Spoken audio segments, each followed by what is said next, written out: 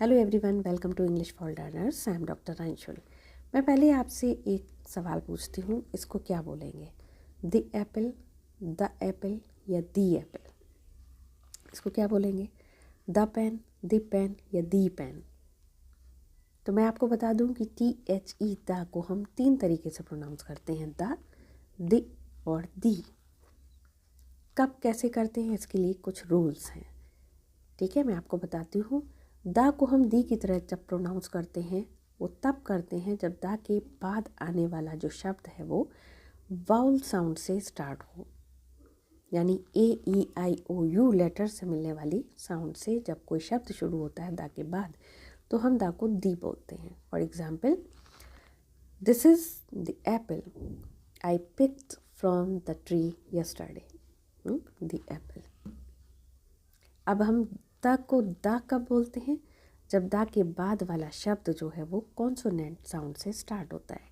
For example, ये pen है, PEN, तो P क्या है? कॉन्सोनेंट। तो हम इसको क्या बोलेंगे? This is the pen I write with.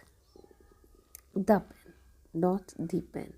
ये द एप्पल, क्योंकि a, we have sound a, vowel sound, इसीलिए हम द एप्पल, द पेन बोलेंगे। अब दी कब बोलते हैं? जब सुपरलेटिव डिग्री होती है तब हम दी बोलते हैं। For example, the best, the most intelligent student of our class, like that. समझ में आया? तो अगर आप वाउल साउंड देखें दा के बाद तो दी बोलिए, like in the end, the apple.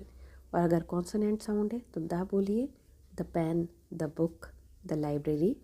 और अगर सुपरलेटिव डिग्री में कोई शब्द है तो आप दी लगाइए, दी best, the most intelligent student.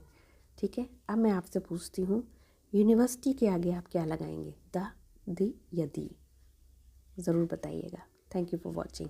ऐसी वीडियोस और देखने के लिए इस चैनल को सब्सक्राइब करें और अच्छी लगे तो लाइक ज़रूर करें।